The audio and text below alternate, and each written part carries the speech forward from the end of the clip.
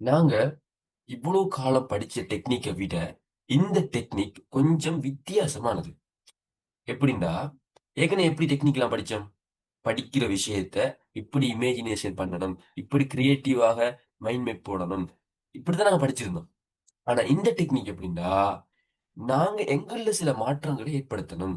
நாங்க எங்கள கொஞ்சம் மேம்படுத்தணும். அதுதான் இந்த டெக்னிக். என்னன்னா, முதலாவது சொல்லி தரேன். இன்றைய கிளாஸ்ல நெறைய விஷயம் சொல்லி தரப் போறேன். அல்ஃபா, பீட்டா, டெல்டா அலைகள்னா என்ன? அது எப்படி ஒரு விஷயத்த மெமரைஸ் பண்றதுக்கு உதவி செய்யுது போன்ற விஷயத்த சொல்லி தரப் போறேன்.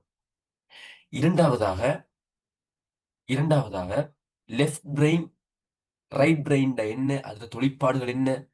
அத நாங்க எப்படி டெவலப் பண்றது போன்ற விஷயங்கள சொல்லி தரப் போறோம். 3வதாக ஒரு சின்ன பிள்ளைகள் ஒரு விஷயத்த எப்படி படிக்கிறாங்க?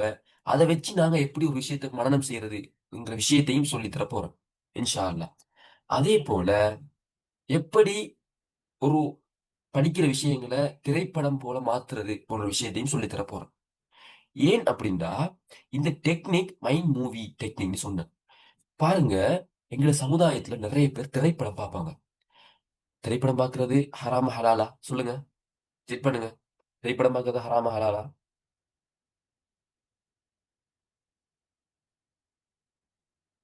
சொல்லுங்க.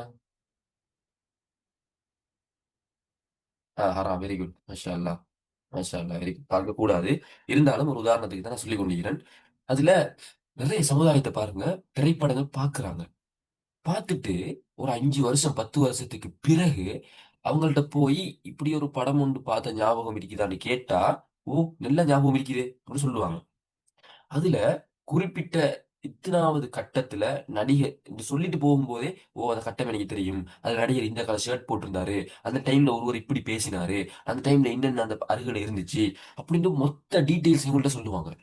அதே இது அந்த படம் தயாரிக்கிறதுக்கு முதல், அது ஒரு எழுத்துல இருக்கும். ஒரு ஸ்கிரிப்ட்டா இருக்கும். அத கொண்டு போய் கையில குடுத்து, "இத படிங்கன்னா" படிக்க மாட்டாங்க. "இத படமாக்குன்னா" படமாக்க மாட்டாங்க. அதே இத ஒரு திரைப்படமாக எடுத்து குடுத்தா, 3 மணி நேரம் அத பார்க்குறாங்க. பார்த்து முடிய எல்லாமே அவங்களோட மெமரில பதியுது. ஒரு 10 வருஷத்துக்கு பிறகு கேட்டாலும் அவங்களுக்கு ஞாபகம் இருக்குது. எப்படி? அந்த அந்த விஷயத்த தான் நாங்க இன்னைக்கு ஃபுல்லா பார்க்க போறோம். அதே ஒரு டெக்னிக். அது எப்படி வொர்க் ஆகுது? எப்படி அந்த விஷயம் ஞாபகம் நிக்குதுங்கிறத நாங்க தெரிஞ்சு கொண்டா, படிக்கிற விஷயம் எல்லாத்தையும் அப்படியே படிச்சா விஷயம் முடிஞ்சு. ஒருக்கா தான் படிப்போம். 5 வருஷத்துக்கு பிறகும் ஞாபகம் நிக்குதுன்னு சொன்னா, எவ்வளவு அழகான ஒரு வழிமுறை அது. உங்கள பொறுத்தவரைக்கும் யாருக்குமே ஞாபக சக்தி குறைவு உண்டு இல்ல. அப்படி இருந்திருந்தா உங்களுக்கு பார்க்குற திரைப்படம் மறந்திருக்கும். ஆனா யாருக்கும் மறக்கறதில்ல பெரும்பாலும். அதுக்கான காரணம் தான் அது எப்படி வேலை செய்யுது? அது என்ன டெக்னிக்ல அத